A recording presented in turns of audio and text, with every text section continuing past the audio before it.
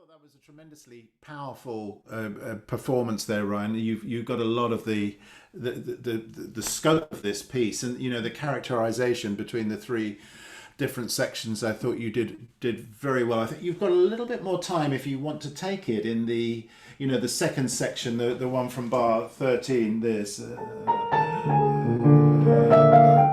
Which I think it moves in a different way to the beginning. That if you were a conductor and you were conducting the beginning, you'd make very big gestures, wouldn't you? The heroic jumps in the left hand, particularly as it comes over.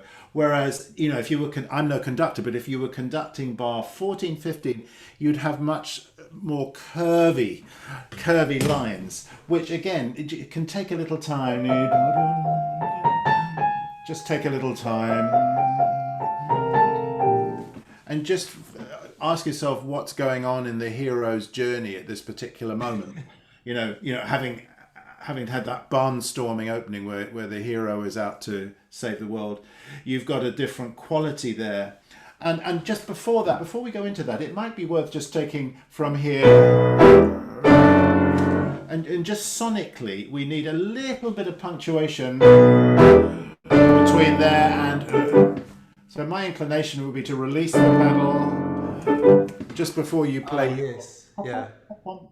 And even though this is all marked forte and it's very solid, this of course is much more, again, heroic and assertive, and this more, I don't know, anxious. What is this? I imagine sort of horse riding. Yes. Okay. So then the hero. Very good a picture you've just made me dream up. A knight on horseback with holding his javelin or his and standing up on the horse for that moment, isn't it? And then the horse goes.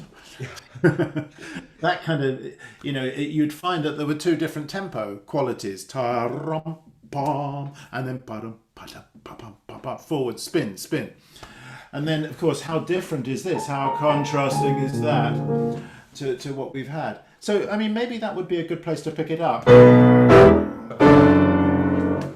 Yeah, I do find it quite difficult to move between the sections because they've got such different tempi and moods to them. So I probably do need to practice going from one into the other rather than just practicing them each as sort of distinct chunks. Yeah, no, that you've raised a very good point there, because it's the transition, how you get from one. It's not really so much a tempo difference; it's a quality of movement within the tempo, isn't it? That's different, it's subtly different. So yeah, I mean, it's always a good idea to link up one section to the other. But I mean, just for the purposes of now, how about the upbeat to bar 9? Sure.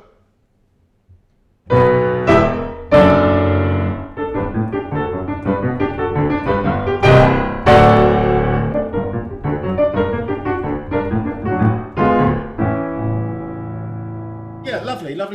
I mean, I think make the gap smaller. Ta-rum-pum. It's just a millisecond. You don't want to feel that you're taking any time out there. Sure. I always feel like sometimes what I need to do is initially exaggerate some of it and then bring it back a bit. Yes. That's often the way. Yeah. Now, there was just one thing here. How connected or how disconnected in bar 13 are the right-hand crotchets? Now, there's no legato marking, but neither are there any staccato markings there. What do you feel? Is there a way of just elongating a little bit? I really like that. It sounds almost like unresolved because we're going to go into this sort of angsty, plaintive section. So I like that. I realize though that I actually don't know the notes very well there. Okay. So I need to practice this jump from. Yeah, you mean what's the fingering there? So you do 5-3-1, 4-2-1, and what do you do here? 5-2-1.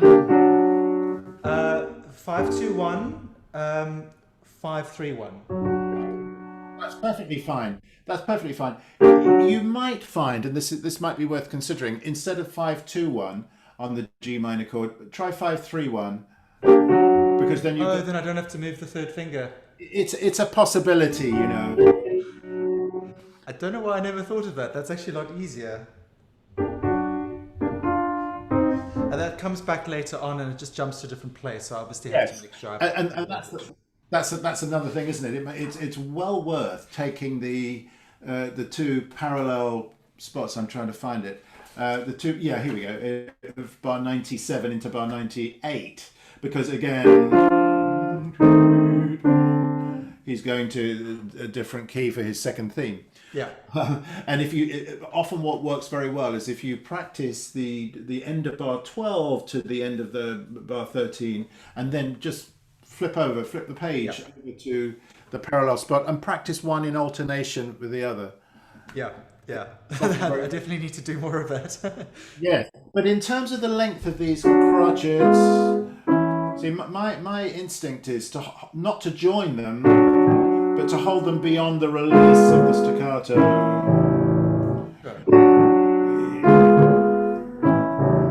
I don't know what fingering you've got here, but I guess I'm thinking tenuto.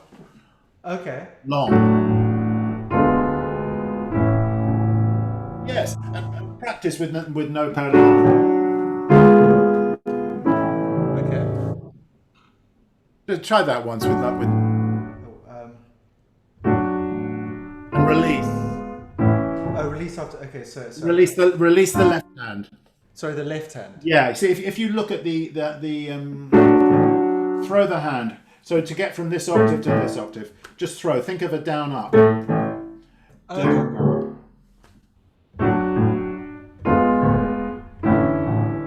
And then the last one, of course, is long, isn't it?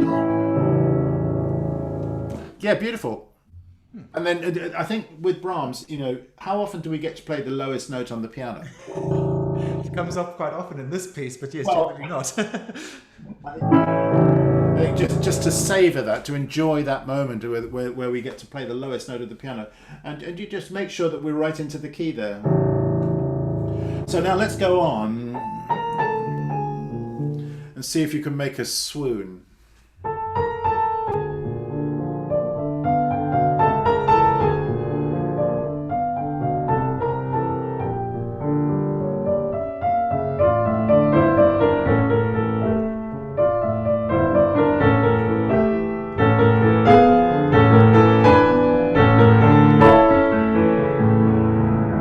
Beautiful. Now there was a really lovely contrast there in mood, tempo, actually, and tone to what you'd had before.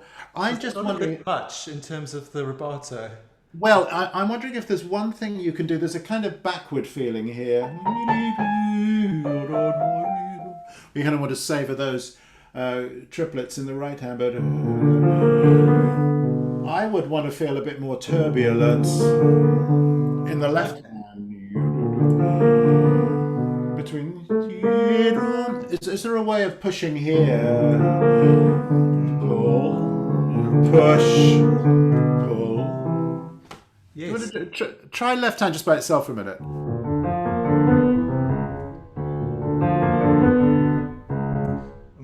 Yeah.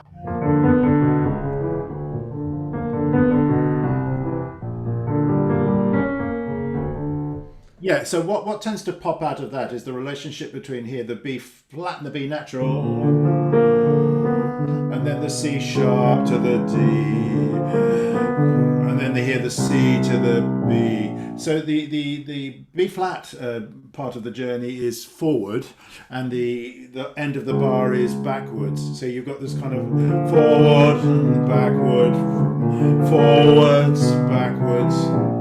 Just this ebb and flow. I don't know if you want to just try that now with the right hand together. So take your time here. Push. Push. So you've got that kind of...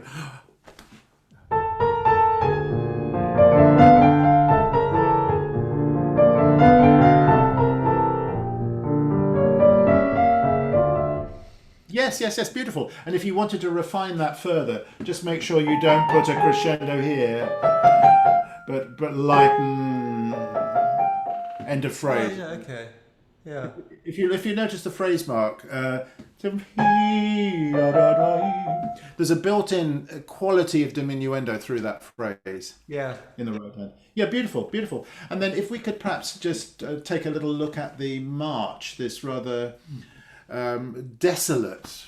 I mean, I've just got something in my imagination here. Perhaps, the hero when he sets out on his journey at the beginning to conquer the world, comes up to this figure, this character, the love interest. In a movie that would be the leading lady, wouldn't it? And of course they meet and they engage with each other, and then presumably something happens to that relationship that he has to leave it for whatever reason. And there's a feeling of trudging Yeah. Sort forward on of his journey. determination as well. Yeah, but without the horse. Notice that here there is no horse. He has to do this part of the journey by foot. Heavier. I mean, is it worth just taking? If you wanted to do the transition, maybe take it from the arrival into bar 20. Yeah.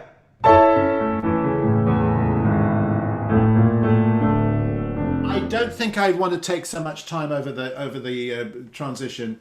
Okay. Is there a way of connecting that so that we don't hear too obvious a break?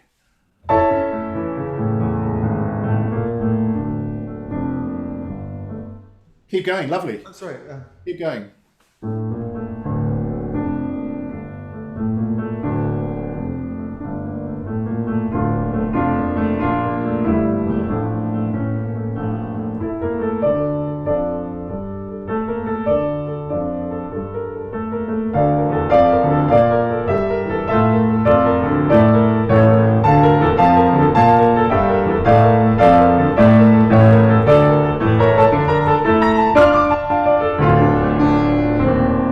Beautiful. Ryan, I love the way you let this build up. It works very well, so that there's a feeling of starting perhaps mezzo voce, but also perhaps the just slightly under your tempo, so that you can during the crescendo push it forwards. It worked beautifully. Just I think one thing I would want to do, want to hear a little bit more clearly from the left hand is just the octave sonority. I'm hearing a lot on the top here.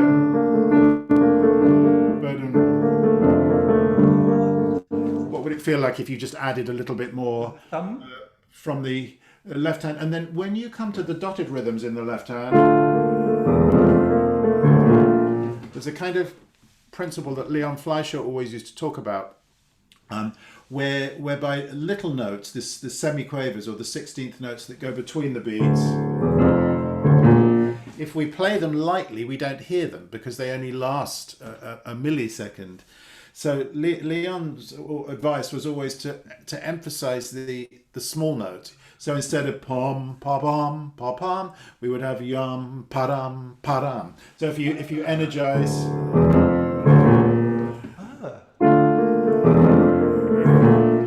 it's almost as though the stress goes here rather than there. Do you want to just see if those two ideas might help colour that? Yeah. So let me see.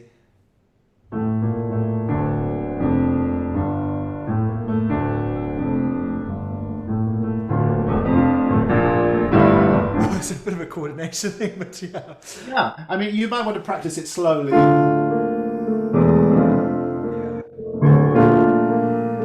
Just to find.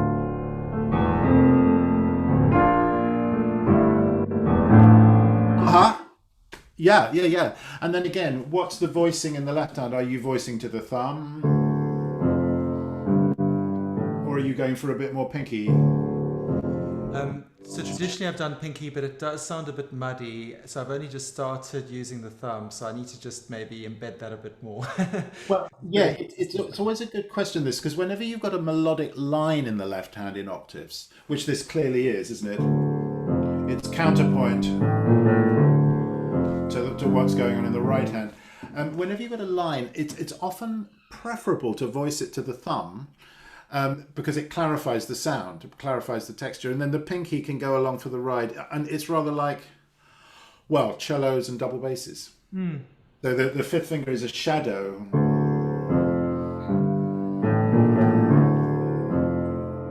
if I play too much pinky, we don't hear the pitches. It's too low, so we end up not hearing the line so clearly. So my suggestion would be a little bit more thumb. No, that's tremendous. I think we've got the characterization working very, very much better here. Is there anything else you particularly want to do before we wrap up? So I think I was just wondering in there's sort of in part of the middle section, it's sort of like this like church bell sound, and I was just wondering, should I be voicing? Well, actually, if I can just play it. Yeah, give me a bar number. Oh, sorry, it's bar 65. Bar 65, yes. Where would we be without bar numbers? Yeah. Do you want to just play it first, and then? Yeah. I like your idea of the bells. Where does that come? Where does that fit in? How does that fit into the story?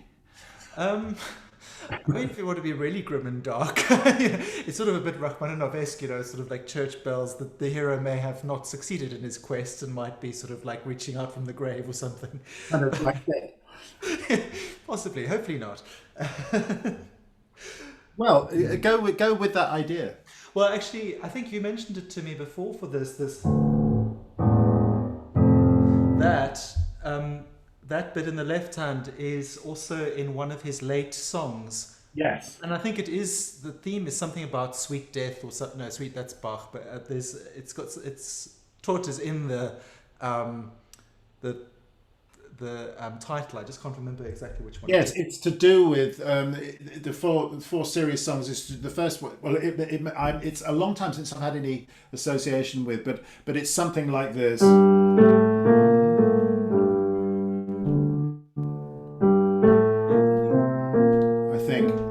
Lines slower, and sung. The last time I had any dealings with it was sung by a bass, and it was very kind of spooky and very gothic. But you see here, what's interesting to me is the line created by the long notes.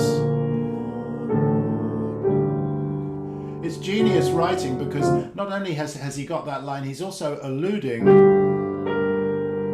to that, which of course comes from the beginning. But I think we've got to be very careful there to separate those two elements, maybe play those lighter. That was actually what I was going to ask. There's not. I realized that when I played that, it sounded too much like this, or was part of the melody line. It's actually not. Sorry, just one last quick question, if I may. In the theme, there's these nasty jumps. And there I botched the left hand. Is it just a case of practicing those, covering first, making sure I've learned to measure the distance, and maybe taking a bit more time? Well, I'll tell you what, why don't we look at it in a second. Do you want to just get the colour first? Sure. From that section you were meaning, and then we can go back. Were you thinking about the beginning particularly with the jumps? Yeah, and the main theme. Yeah, well, let's look at that in a second separately, but do you want to just see if you can get the colour scheme working there?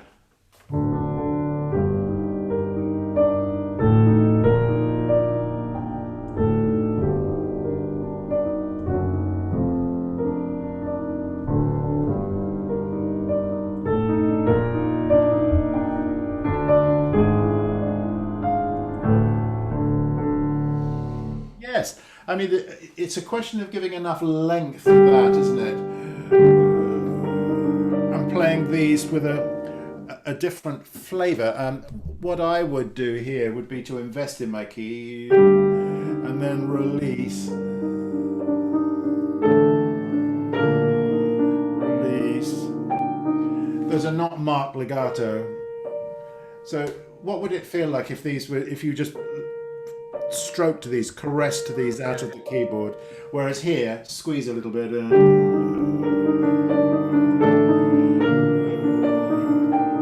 and not too early here either. Great, yeah. Do you want to try that? Just try it one more time. I think you've got it. Oh gosh.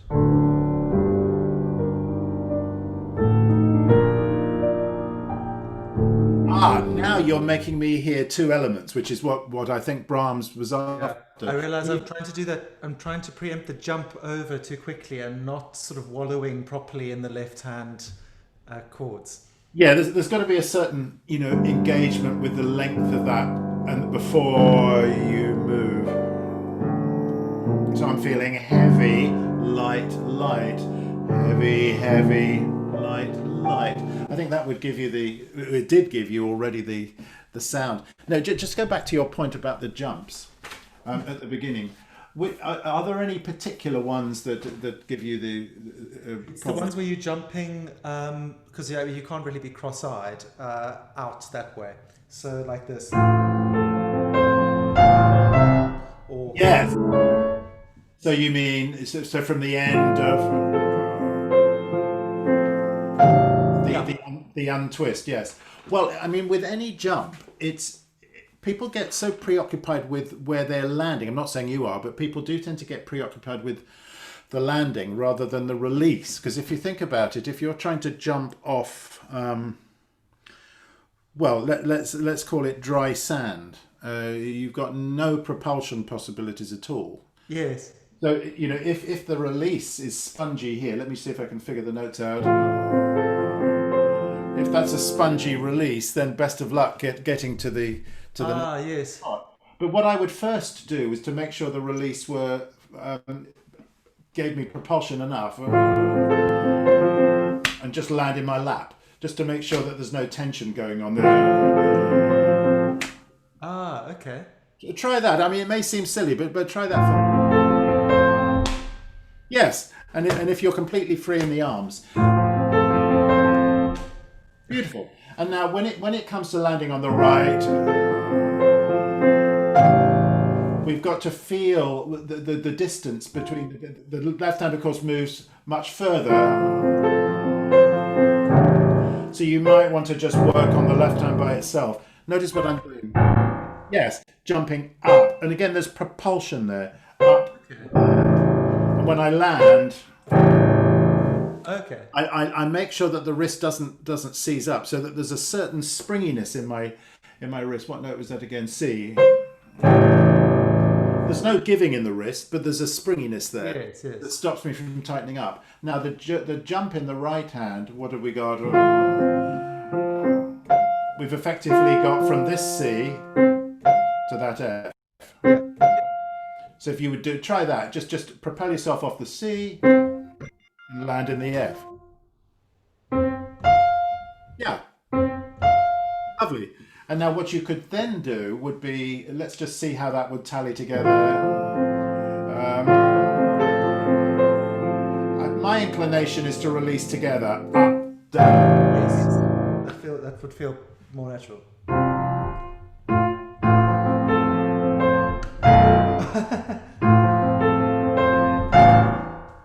But don't preempt it. Up, down. It's not as fast as it looks. Up, down. Actually, no. You know what? My left hand wanted to go sooner. Yeah, it's got further to travel. Well, and also, if you look at it organically, what? Play the left hand once by itself. Yes. So the movements here are slower than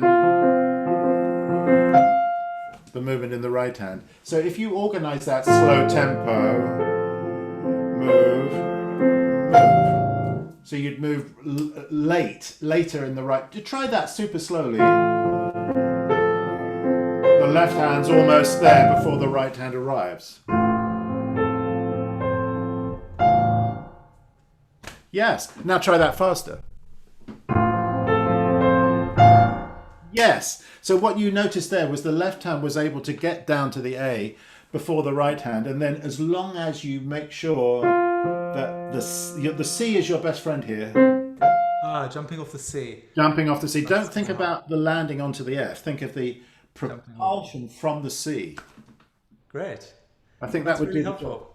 And then again, mentally one has to trust that, because if you're worried about it, you'll seize up. Some part of you will tighten up. It's interesting because actually when I did the recording, it was fine, and it's traditionally been fine. And then when I started thinking it was going to be a problem, I was sort of preempting it and getting stiff and before the jump, and it actually became a problem when it wasn't initially. So that's really helpful. Thank you. Well, it reminds me of the Henry Ford quote, which says, "Whether you believe you can or whether you believe you can't, you're right."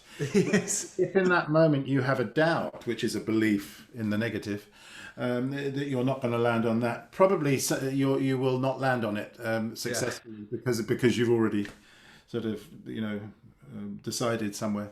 But Ryan, beautiful. It's beautiful playing. It's very masculine. It's very expressive. It's big.